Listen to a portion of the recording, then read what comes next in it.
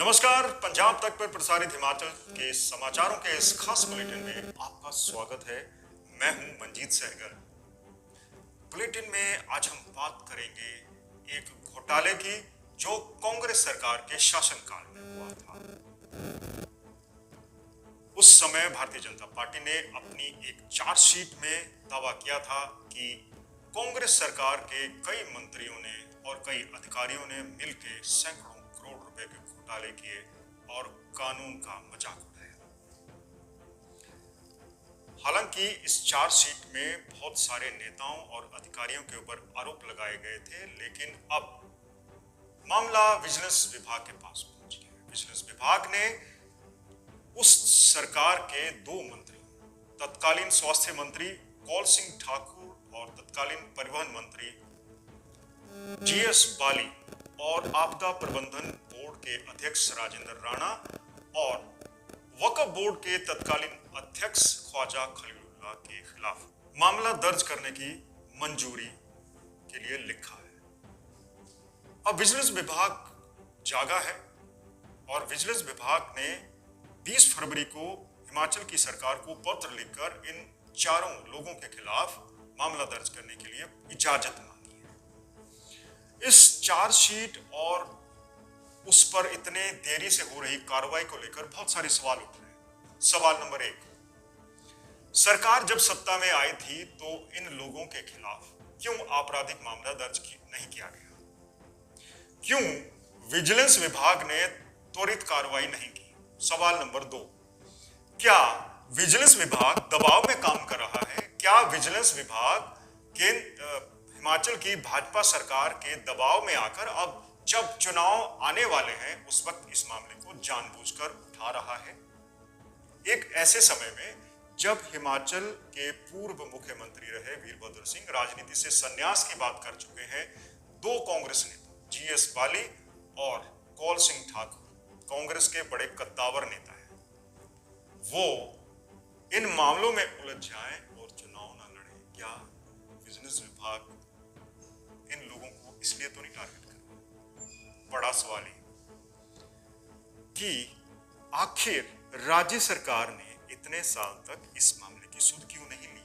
आप सत्ता में लौटे थे ये सोचकर, ये लोगों को बताकर कि हमारी सरकार ट्रांसपेरेंट होगी, हम भ्रष्टाचारियों के खिलाफ कड़ी कार्रवाई करेंगे और अपनी सरकार को ट्रांसपेरेंट तरीके से चलाएंगे।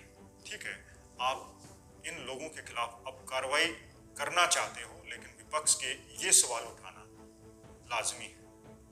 अब बात कर लेते हैं इस घोटाले में कथित तौर पर शामिल जीएस बाली, कौल सिंह ठाकुर, राजेंद्र राणा और ख्वाजा क्या आरोप है उनके? सबसे पहले बात कर लेते हैं पूर्व स्वास्थ्य मंत्री कौल सिंह ठाकुर। कौल सिंह के ऊपर यह आरोप है कि उन्होंने आशा वर्कर्स की भर्ती में घोटाला किया, टेस्ट लैब में घोटाला हुआ और स्वास्थ्य विभाग के कई काम आउटसोर्स कर दिए गए और कई निजी लैब्स को फायदा पहुंचाने का काम भी किया गया। ऑक्सीजन सिलेंडर की सप्लाई में भी घोटाला हुआ। तो ये स्वास्थ्य विभाग से जुड़े हुए घोटाले हैं। फिर बात करते हैं जीएस बाली की। जीएस बाली बड़े कद्दावर नेता हैं कांग्रेस के और बहुत ज्यादा मुंहफट भी, किसी को नहीं बख्शते, इनको भी निशाना बनाया गया है। जीएस बाली के ऊपर आरोप है कि इन्होंने वेट लीजिंग करी बसों की, यानी कि निजीकरण को बढ़ावा दिया और बस अड्डा निर्माण में घोटाला हुआ। कई जगह पे बस अड्डे बनाए गए, यहां तक कि बसों के टायर खरीदने में भी घोटाला हुआ। स्कूल की वर्दी में भी घोटाला हुआ, खरीदी गई। दाल, चीनी, नमक का भी घोटाला हो गया। ठीक है जी, और कई तरह के घोटाले हुए। ये आरोप जीएस बाली साहब के ऊपर लगे हैं। अब बात कर लेते हैं राजेंद्र राणा की। राजेंद्र राणा यूं तो भारतीय जनता पार्टी के नेता रहे, लेकिन बाद में कांग्रेस में शामिल हो गए थे और उन्होंने पूर्व मुख्यमंत्री प्रेम कुमार धूमल साहब को चुनाव में हरा दिया था। तो राजेंद्र राणा के ऊपर यह आरोप है कि उन्होंने भी अवैध खनन को बढ़ावा दिया, अवैध कटान को भी दिया, यानी कि जमीन भी खुदवाई अवैध तरीके से, उसमें से मिनरल्स, सैंड, क्वेरिंग कुछ भी निकाला और पेड़ भी कटवा डाले। ये भी बड़ा घोटाला है। और ख्वाजा खलीलुल्लाह के ऊपर जो तत्कालीन वक्फ बोर्ड के अध्यक्ष रहे, उनके ऊपर आरोप है कि उन्होंने शिमला में कुछ दुकानों पर कब्जा कर लिया अवैध तरीके से। ये आरोप लगे, इसमें से कई आरोप फनी भी है, लेकिन आरोप तो आरोप है, इनकी जांच होना जरूरी है। जांच होनी चाहिए कि क्या इन लोगों ने सचमुच ये घोटाले और घपले किए हैं, और किए तो उनके खिलाफ कार्रवाई भी होनी चाहिए।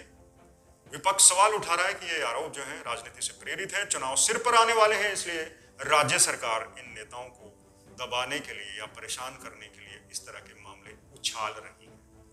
जहां तक बात विजिलेंस विभाग द्वारा दर्ज किए गए पिछले मामलों की है, हमने कई बार देखा, चाहे वो किसी भी मंत्री से या अधिकारी से जुड़ा हुआ मामला हो, आखिर में वो मामला दबा दिया जाता है, उसको कमजोर कर दिया जाता है।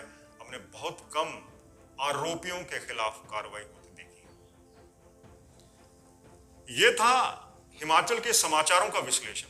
आज हमने विश्लेषण किया उन नेताओं पर लगे घपले घोटालों के आरोपों को लेकर, कौल सिंह ठाकुर, जीएस बाली, राजेंद्र राणा, ख्वाजा खलीलुल्लाह, जिनके ऊपर भ्रष्टाचार के आरोप लगे हैं। अब इनके खिलाफ मामला दर्ज करने के लिए, जांच करने के लिए विजिलेंस विभाग ने सरकार से इजाजत मांगी है। इजाजत कब मिलती है और जांच कब तक चलती है, ये देखना दिलचस्प होगा।